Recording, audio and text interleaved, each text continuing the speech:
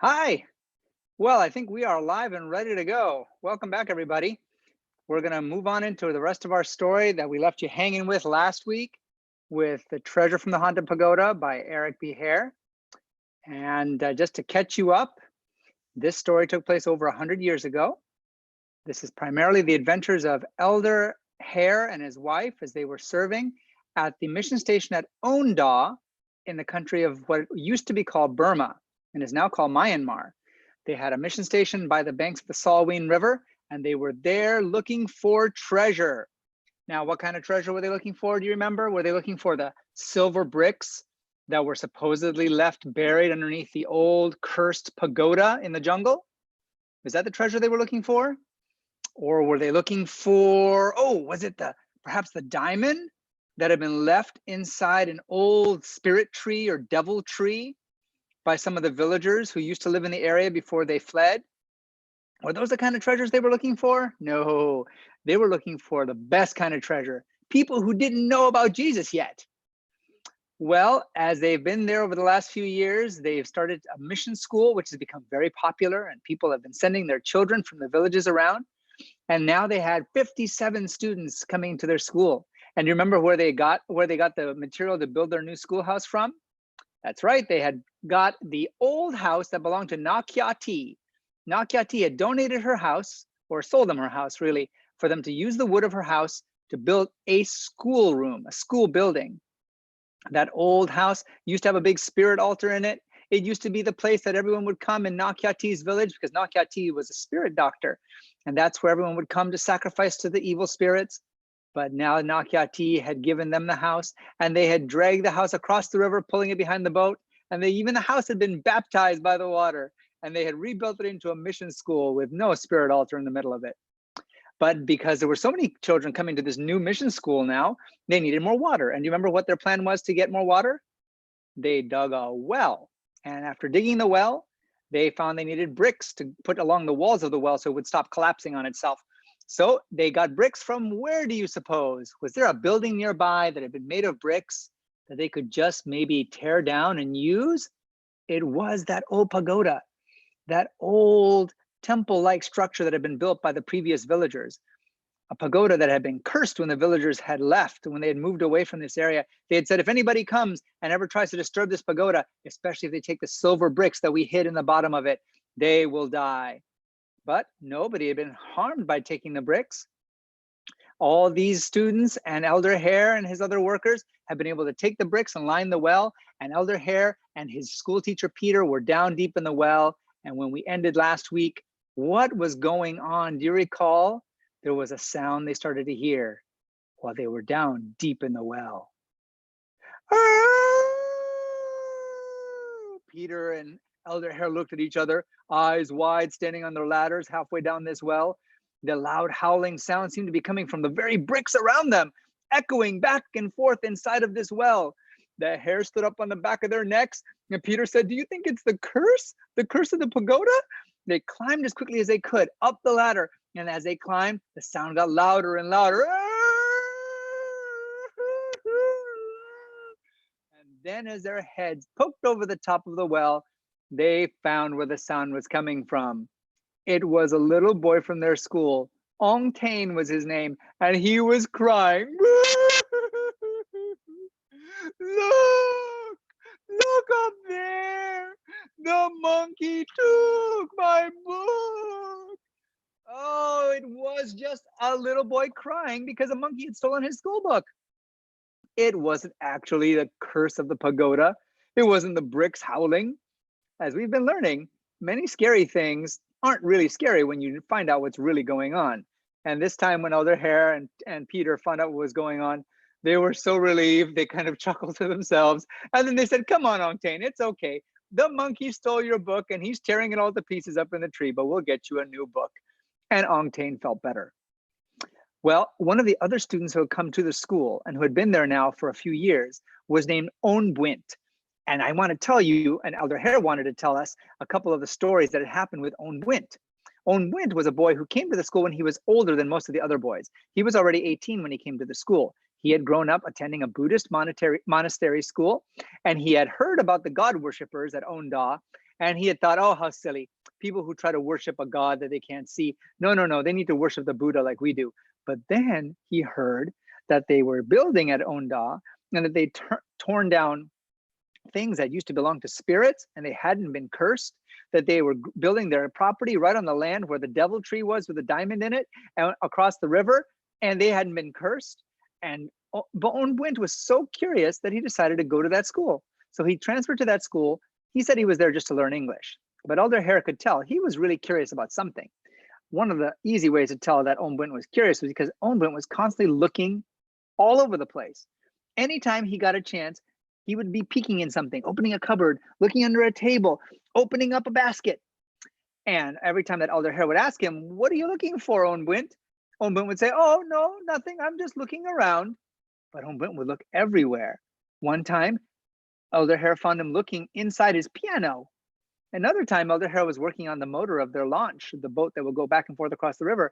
And when he opened up the section of the boat that housed the motor, Onbwint came running over and began peering inside, leaning way down, looking underneath the motor. And Elder Hare finally said, listen, Onbwint, I know you're looking for something. What is it? Maybe I could just help you find it, and then you wouldn't have to be looking all around all the time. And Onbwint looked at him and said, I hope you won't be mad, but I was just wondering, where do you keep your Dataka? Do you remember what Dataka was? Dataka was a creature that the villagers spoke about a lot in the jungle. It was something they were very scared of. It was supposed to be like a mixture of a demon and a ghost. And they believed that the god worshippers, including Elder Hare and his wife, were either Dataka themselves or that they had Dataka, which were going to then steal their children away, feed them, fatten them, and then eat them. It was a pretty scary thing. But Elder Hare knew that no such thing was in existence and that they were certainly not going to harm these children. And when Onbwint asked, where's your Dataka? Elder Hare said, is that what you've been looking for? Yes, yes, said Onbwint. My mother told me when I told her that I was coming to the school, she said, be very careful because they keep a Dataka hidden there somewhere. So do not take a good night's sleep until you find it. Well, Elder Hare told him, Onbwint, we don't have any Dataka here. You can trust me on that. All we want to do is talk with you and share with you about Jesus. And Onbwint felt so much better. He could just visibly relax. And that night he slept a whole night through for the first time since he had arrived to the mission station. Onbwint learned really well. He kept coming to school and bringing other boys to come to school every year. He would invite more people to come. And at the end of 4 years there at the mission station school, Onbwint was baptized. Now, the reason that part of the story is important is because now we get to find out what happened after Onbwint had attended the school. Because this was the whole point of having the mission school. Elder Hare didn't want to just be the only person there telling people about Jesus. He wanted to help the jungle people, the villagers, to learn about Jesus and then share about Jesus themselves. Well, there was a village about 18 miles away called La Po Ta Village. Now, we've heard about a couple other villages in the story so far. There was Tiger Village, which was just a few miles away across the river. Remember, you had to cross the river, then go through 3 fields, over a creek, and then you got to Tiger Village. Then past Tiger Village, it was Ka Malay. That was about 8 miles away. La Po Ta Village was 18 miles away. But they sent a messenger, and he came all the way to Onda to talk to Elder Hare and tell them, we want a mission school in our village. It's too far for our children to come here. We want a mission school now too. Well, that was really good news for Elder Hare. The only problem was he didn't have anybody else he could send. In order to get Peter to teach at the Onda school, he had to send down to the training school that the church was running in Mektila, and they had to wait for Peter to arrive. And now Elder Hare thought, I don't know of any other students who speak the Karen language who would be able to come and teach at a new mission school. But Onbwint found out that Elder Hare was trying to find a teacher to teach at La Po Ta Village. And Onbwint said, I'll go. You can just send me if you think I can do the work. Elder Hare said, are you sure, Onbwint? You know that's going to be a far away place. It's 18 miles away. You know that you're going to be lonely there. You won't know anyone. You know that the houses they have in La Po Ta Village really aren't in very good condition. They have lots of insects, and the rain comes into where you're sleeping. Are you sure? And Onbwint said something which made Elder Hare's heart so happy. It should make your heart happy too and give you reason to trust. He said, hey, Tara, which remember, that was the Karen word for teacher. Tara, don't you remember? You told us that when Jesus came, he left his home in heaven and he went far away. Don't you remember that when he came here, he said, I have no place to lay my head, even though foxes have holes to sleep? Oh, I'll be okay, Tara. As long as I go and do what Jesus wants me to do, he will take care of me. And that's sure enough what happened. Onwent went to Lapota village and he stayed there, not just until they built one school, but then until they built 3 schools. He stayed there for many years. He stayed witnessing to the people in that village and the other villages around.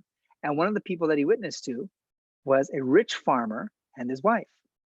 Now, this rich farmer and his wife lived a couple of miles away from Lapota village, and they had 7 children, which is a lot of kids. And they had lots of rice fields, and they had cattle, and they were very, very wealthy compared to many of the others around them.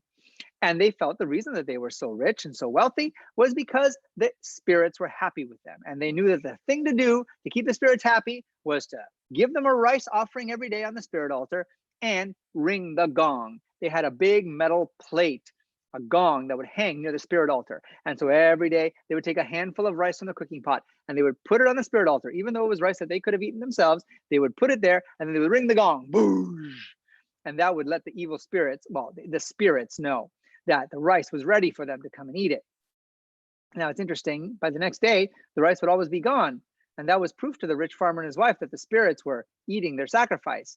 Although if you put rice out anywhere in the jungle and leave it overnight, chances are it's going to be gone in the morning because all sorts of animals, ranging from ants to birds to other kinds of mammals, will gladly come and eat the rice in the dark.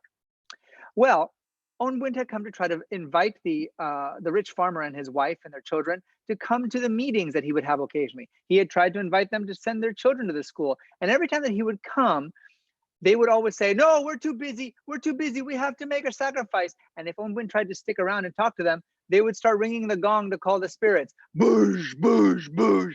And they wouldn't even listen to Onwent. Well, unfortunately, a couple years after Onwent had come to the area, some of their children died.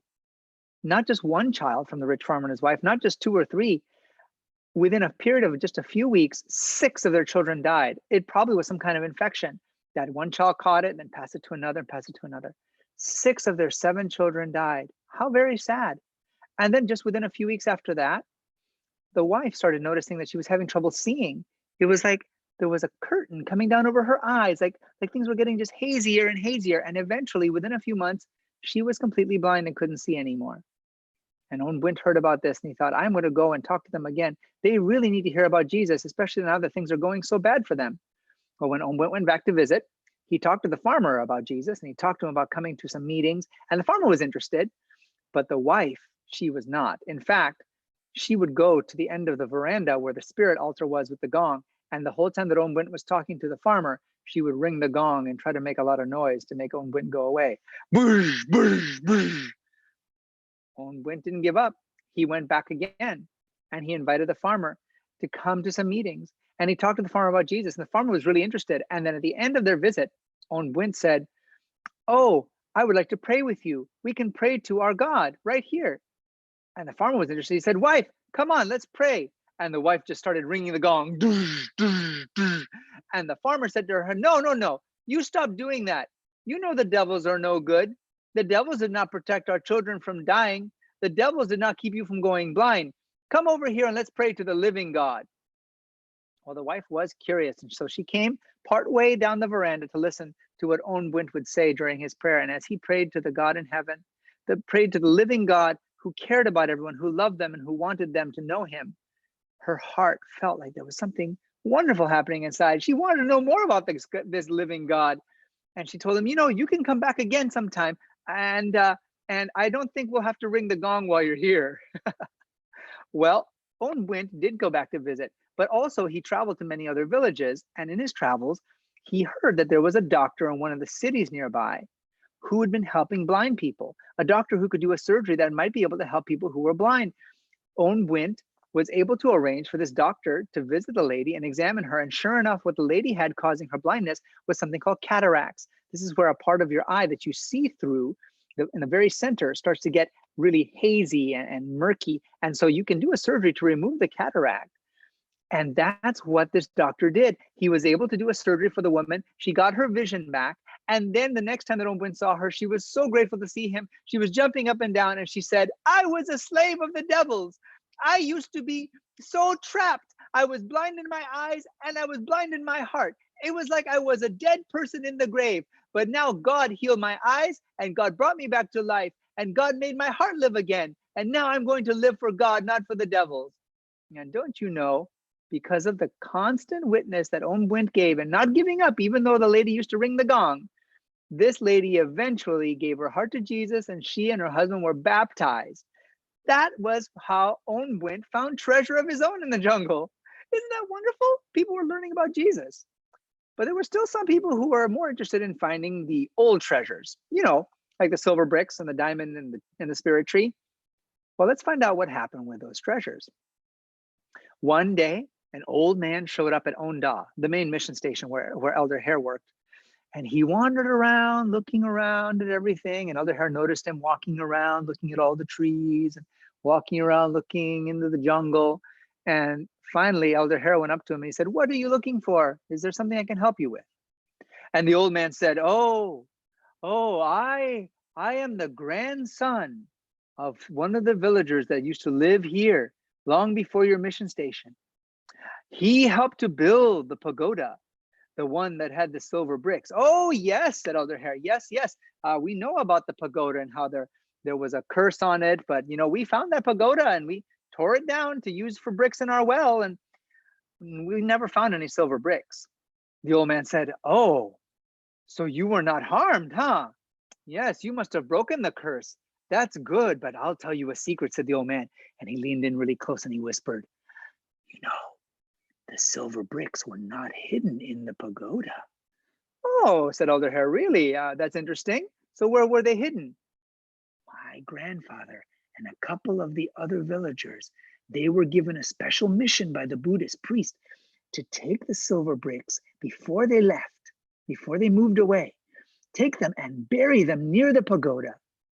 "Oh, really? Okay, that's interesting," said Elder Hare. "And so why are you telling me this?"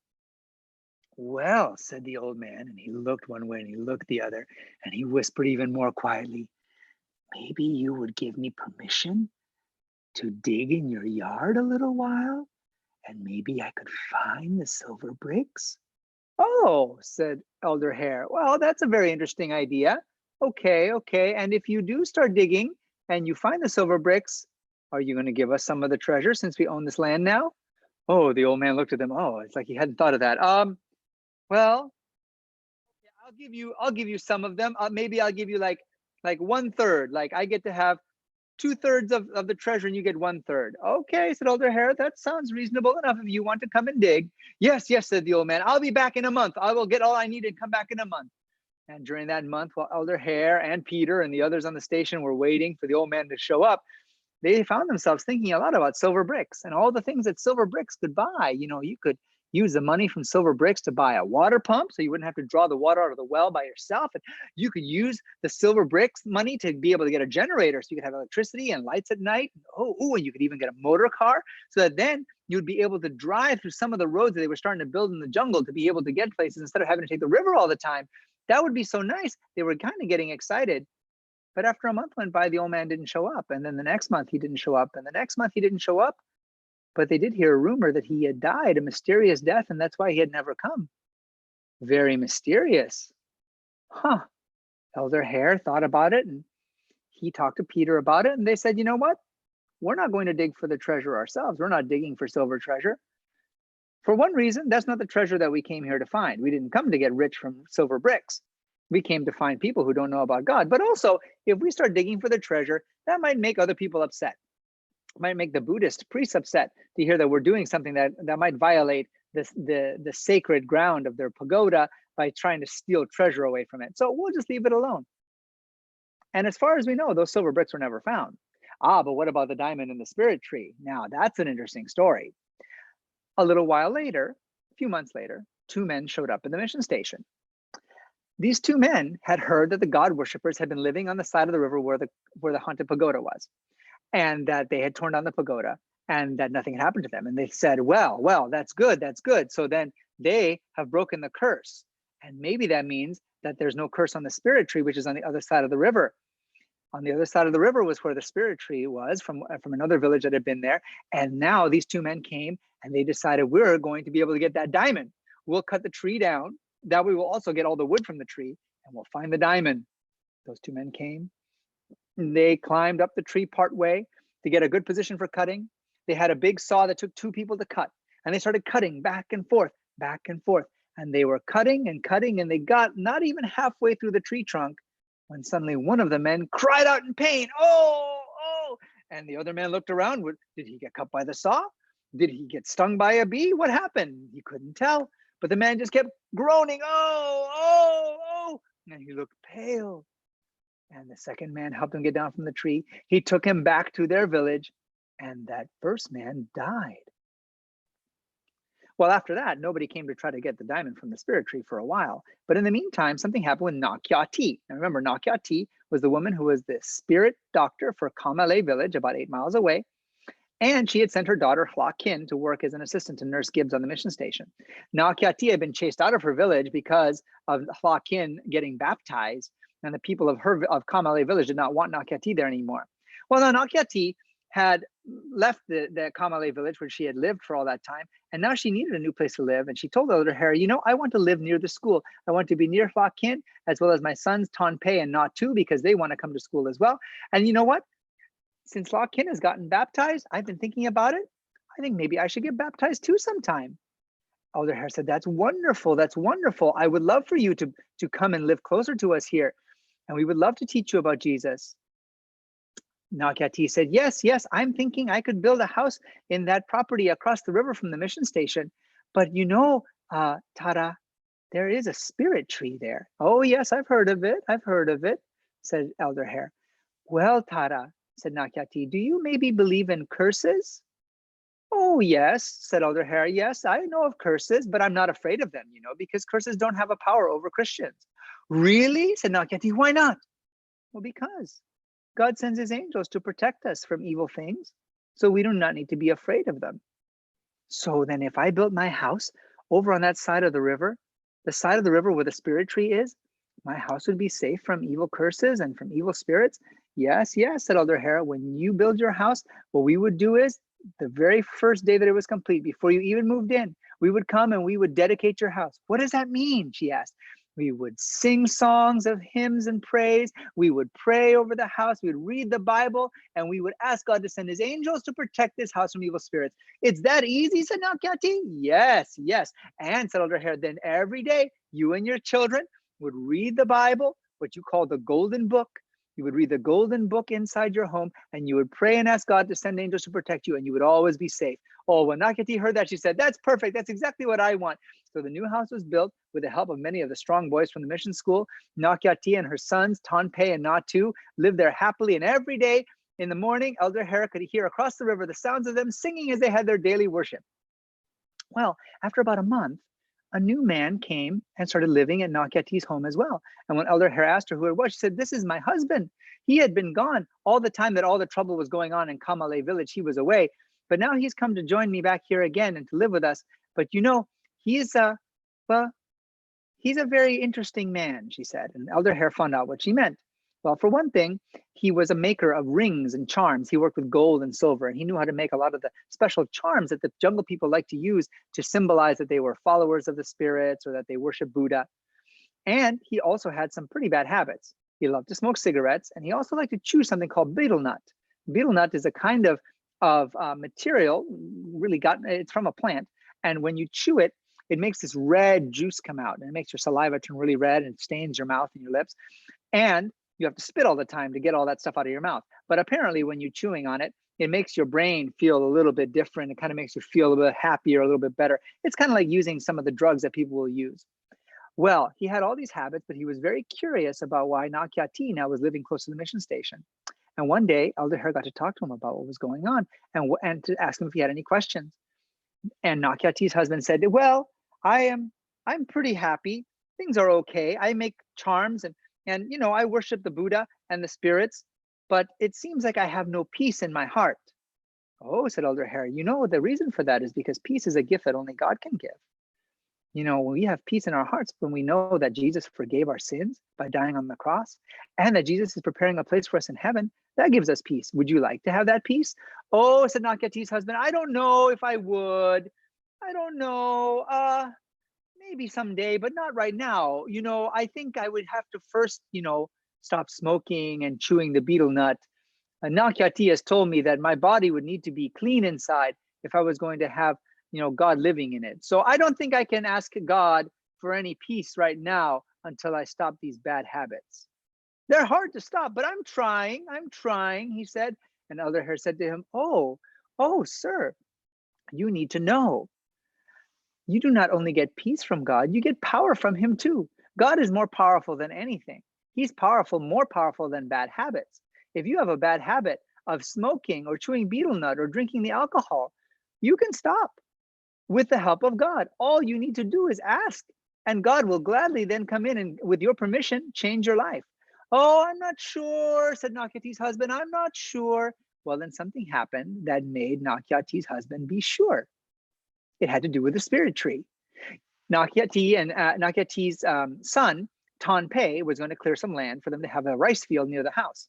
And he knew there was a spirit tree there growing in that part of the land. He said, well, I'm going to just cut down everything around the spirit tree. I'm not going to bother it. I'll leave the spirit tree alone. I'll just cut down everything else, and then I will burn the grass down. Well, as he was doing all of that, he was burning the grass down and burning the trees that he had cut down, and the wind shifted and caused the fire to go blowing right into where the spirit tree had been. And the villagers who had been seeing this happen said, oh no, now the spirit tree is going to get angry. Now the devils are going to come and get Tanpei. He's going to die. That's what will happen. After the fire settled down, the spirit tree had toppled down. It was laying there in the ashes. Everybody waited to see what would happen. This was Tanpei's fault. Those devils were definitely going to come and get him, weren't they? But nothing happened. Tanpei was just fine. The villagers went away, mumbling to themselves, how could that be? How could that be? But Nakyati's husband, he saw this as proof that God was powerful, because Tanpei was now worshiping God.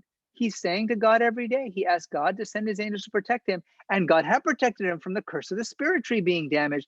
Nakyati's husband said, I believe God is powerful, Tara. I want you to pray for me. Pray that I will stop smoking. Pray that I will stop chewing the betel nut. And that's what happened. God changed Nakyati's husband so that he did not want to smoke or chew betel nut anymore. And Nakyati and her husband, within a couple of months, were baptized as well. Wonderful, more treasure for the Onda station. But the story of the spirit tree is not quite done. Because you see, word got out amongst the villages that Tanpei had burned the spirit tree down to the ground and that it had fallen over and was laying down there in the ashes. And a couple more greedy men who were interested in getting treasure heard about this and said, oh, now the curse is definitely broken. We heard about those two guys who went before and tried to cut the tree down, and one of them died mysteriously, calling out in pain and turning pale. But now the curse is definitely broken. We can go and cut into the tree and we'll get the diamond. So these two men came. They showed up at Nakyati's property and they said, oh, excuse us. We want to take that tree. You're not using it, are you? And Nakyati said, no, I'm not using it. That's the old devil tree. I don't want it. And they said, very good. We're going to cut it up. We're going to cut it into two big logs right down the middle. And then we're going to find out if there's a diamond inside. Very well, said Nakyati. You do what you want. The two men went over. They got out their two-man saw. They began cutting back and forth. And they got about halfway through the tree when suddenly one of the men cried out, oh, in pain. What had happened? Had he been cut by a saw? Had he been stung by a bee? No, he had not. But he was crying out in pain and he had turned pale. And the second man said, it is the curse again. And he grabbed his friend. He took him home to his village. But by the time they reached the village, the man was horribly ill and he died that very night. Now, what does that mean? Does that mean the curse was actually real? Does that mean there really are evil spirits that can cause bad things to happen to people? Yeah, that's the other lesson that we're learning from reading this book, Some things, once we find out that they're what they really are, they aren't scary anymore. Once we know, like, for example, it's just Ong Tain crying at the top of the well because a monkey stole his book, then we know that that's not really scary and we don't have to worry. But there are other things that are scary, which are real. But Christians don't need to be afraid of them because we have a God who's more powerful than any evil spirit or than any kind of curse. We have angels that protect us. Well, that's not even the end of the story of the spirit tree. Because within about a year, new missionaries came to help Elder Hare and his wife. It was Elder Baird and his wife. They were both nurses. They came to work on the mission clinic. And so now Elder Hare was more freed up to help do more missions and just try to start new schools in some of the other villages. And more students started coming to the mission school at Onda, and the place was getting more and more full. And one day, Elder Baird came to Elder Hare and said, we're going to need some more tables and desks. We're running out of space. Said Elder Hare. Yes, that's a good idea. That's a good idea. Well, where are we going to get the wood? We've cut down pretty much all the good-sized trees around our property here. Said Elder Baird. Don't you know, I've seen a nice tree lying on the ground over there across the river. It's just right there next to Nokiati's hut. Oh, yes, said Elder Hare. But don't you know? Haven't you heard? Hasn't anybody ever told you? That's the spirit tree on Nokiati's property. That's the spirit tree that supposedly has a diamond hidden inside of it and has a curse on it. And a couple men have died when they tried to cut into it. And Elder Baird looked at Elder Hare and said, "Oh, now you're not telling me you believe in that curse stuff, do you?" "No," said Elder Hare. "I'm just kind of joking with you. I'm not scared about any curse. Are you, Elder Baird?" "No, of course not," said Elder Baird. "God's stronger than any kind of curse. Let's get that tree. I'm sure Nakyati would let us have it." And yes, Nakyati was very glad to let them have it. So what they did, because the tree was so big and laying down on the ground, they decided that they would cut it into boards right there, and then they would be able to bring the boards across the river to be able to build the tables and desks that they wanted to make for the school. They set up a big saw pit. A saw pit was like a hole dug in the ground next to the tree. And then what they would need to do is roll, by having lots of people working together, all pushing together, roll this big tree trunk on over the saw pit, so that it would be hanging over the saw pit, and then men with huge saws could stand on top and below and pull the saws through, and they could start cutting the tree into smaller pieces, and they could cut those smaller pieces into boards, and they would be able to use that wood. Well, they took about 20 students with them. Elder Baird went to lead the team, and they got the saw pit dug right next to the tree. They got all the branches trimmed off the side of the spirit tree. Nothing happened to them. Everybody was fine. Then they all got in place, and they began rolling, pushing that log to try to get it into place over the saw pit. Elder Baird was down in the saw pit, guiding them to tell them where it was going to be just in place. And just as the trunk rolled into place, Elder Baird cried out in pain, "Oh, oh!" And everybody looked. What happened? What happened? Did he get hurt? Did his fingers get crushed by the trunk? Did he get stung by a bee? No, he hadn't. But he was there crying out in pain, "Oh!" and turning pale.